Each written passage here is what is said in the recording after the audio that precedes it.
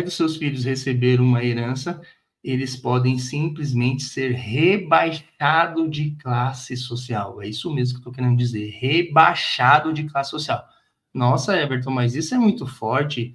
Eu não acredito nisso. Então, eu vou compartilhar com vocês um caso real que aconteceu lá no escritório, para que vocês possam entender por que, que nós entramos dentro desse projeto de salvar as famílias brasileiras. Até então, a gente não estava nem aí para isso, o nosso game era atender empresários, formação de patrimônio, obviamente a gente ajudar a formar o patrimônio, mas nós nunca tivemos a atenção em que esse patrimônio poderia ser corroído por alguma situação específica ao longo do caminho.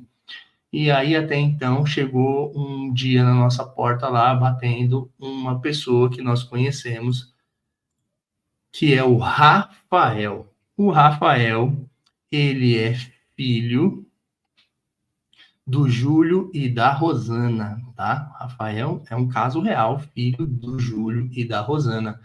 O Júlio e a Rosana, eles já não estão mais aqui. E quando a gente conheceu o Rafael, já fazia 5 anos que o senhor Júlio faleceu e havia acabado de acontecer um caso da Rosana também falecer. E quando o Rafael nos procurou, ele nos procurou porque ele não tinha a menor noção de como que funcionava toda essa parte de inventário. E aí a gente foi lá para ajudar esse Rafael a como desenrolar todo esse imbróglio que a gente precisava para ele poder herdar o único bem que a família dele havia deixado para ele, tá?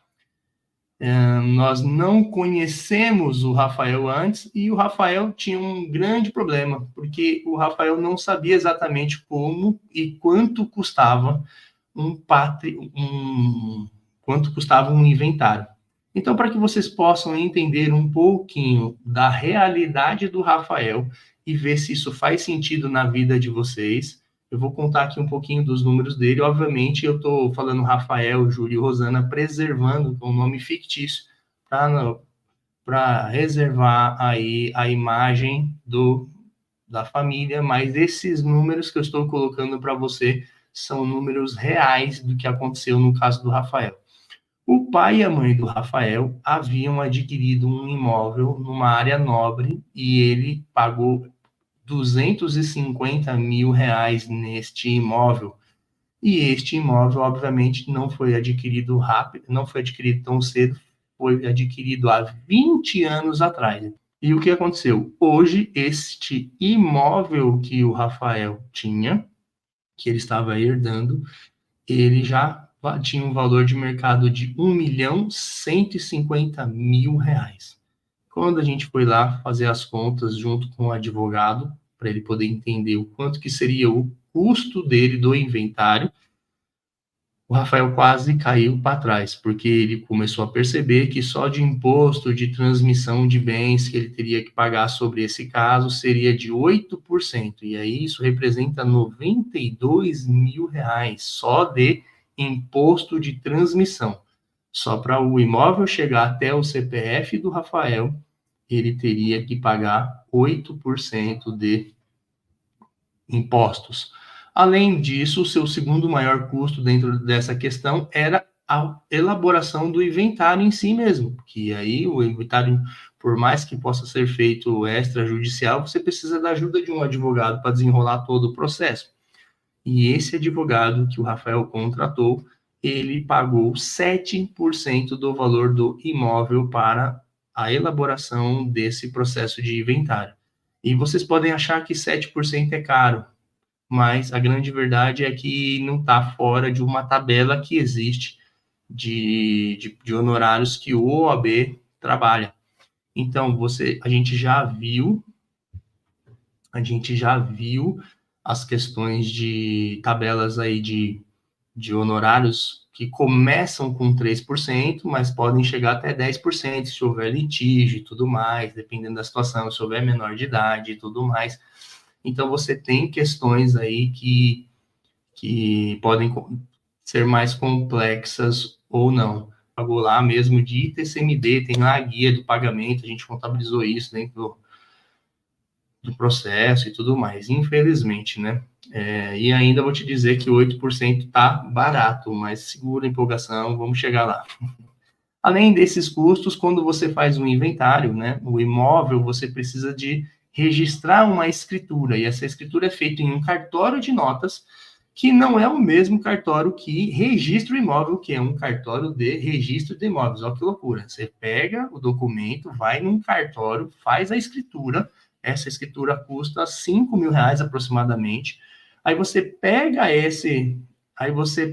este documento, junta certidões negativas de várias questões de imóveis das pessoas, né, dos vendedores, que nesse caso aqui são os transmissores do bem, da herança, e você paga 3 mil de certidões, vários órgãos retirando essas certificações, e depois você ainda leva tudo isso para registro no cartório de imóvel, que vai te cobrar mais uma taxa, e nesse caso aqui foi R$ 7.000. Então você veja, o Rafael, da noite para o dia, descobre que ele vai ter que arcar com R$ 187.500, R$ 16% do patrimônio que ele está recebendo. Aí eu pergunto para você, a pergunta que não quer calar: vocês acham que o Rafael tinha R$ 186.000 para pagar, R$ 187.000 para fazer o pagamento de tudo isso? Fala para mim, qual a família brasileira, que nós que ainda trabalhamos bastante com planejamento financeiro pessoal, raramente encontramos alguém que tenha uma reserva financeira para poder pagar esse tipo de situação. E até hoje também, em todos os casos de planejamento financeiro que a gente tem, nunca vi ninguém que tenha algum caso de seguro de vida que conseguiu pegar lá e pagar todos esses custos aí com a apólice de seguros. Mas pode acontecer, se você tiver o seguro, maravilha, você usou ele lá, show de bola, e cumpriu essa despesa. Mas não era o caso do Rafael, que também não é o caso da grande maioria dos brasileiros. Ninguém tem esse dinheiro disponível para fazer esse pagamento, certo? Quando isso acontece, o caminho que o advogado deu para o Rafael, o caminho mais correto, o caminho mais fácil de resolver o problema é: Rafael, você vai precisar vender este imóvel. E quando você fala de vender este imóvel, obviamente, pense o seguinte: quem é o brasileiro que vai comprar um imóvel de R$ 1.150 sem ter que fazer financiamento, porque ainda não está desenrolado a matrícula desse imóvel, e que vai pagar exatamente o valor de mercado? Fala para mim, vocês acreditam que quem compra esse tipo de imóvel vai pagar o mesmo valor? Certamente não. Então você precisa achar uma pessoa que tenha o cunho do investimento e que ele tenha a possibilidade de aguardar o desenrolar de todo o processo do inventário. E, obviamente, não existe almoço grátis. Geralmente, as pessoas que fazem desta forma, eles compram o imóvel com um deságio, ou seja, tem que dar um incentivo para a pessoa poder comprar isso. Então, no caso do Rafael, o que aconteceu foi que ele teve que conceder 20% de desconto sobre o valor do imóvel dele, e ele teve que vender esse imóvel por R$ 920.000. Para ajudar ainda, né? Não era bastante ainda, só perder 20%, este Rafael ainda vai pagar ganho de capital, porque quando esse imóvel vem para ele, ele ainda tem que pagar 15% de ganho de capital na venda do imóvel. Oh, mas a herança não é isento. A herança, quando você entra, ela é isenta de pagamento de impostos, mas o ganho de capital, ele incide sobre o valor de entrada, compra e venda. E o valor que vai vir para você, ele vai vir de acordo com o valor escriturado na declaração e imposto de renda que veio de lá do seu pai, não é o valor comercial.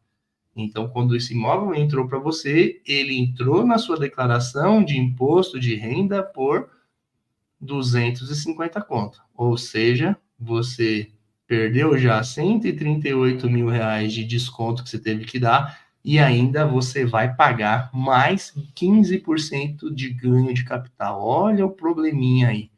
Aí, vamos retomar, então, os números do Rafael, só para vocês verem a bomba. Então, ou seja, o Rafael pagou os impostos, tudo mais, né? Já estava dando ali. Aí deu mais 100.500 de ganho de capital, ou seja, o total de gastos que o Rafael acabou tendo nessa operação foi de 288 mil reais. Ou seja, ele recebeu 920 e gastou 288 mil reais. Ou seja, no final das contas, entrou no bolso do Rafael 631 mil reais. E aí é onde que ele tem uma perda patrimonial, porque até então ele estava tendo desembolso e agora ele passa a ter uma perda de 45% do patrimônio dele. E aí eu pergunto para vocês, a pergunta que não quer calar. Você acha que o valor dos 631 mil reais que sobrou para o Rafael, ele vai conseguir morar exatamente no mesmo condomínio que ele morava antes? É possível ele comprar o mesmo imóvel dentro desse mesmo bairro? Provavelmente não, né? Então, ou seja, é aqui que mora o rebaixamento de classe social que eu venho falando com vocês ao longo dessa semana inteira.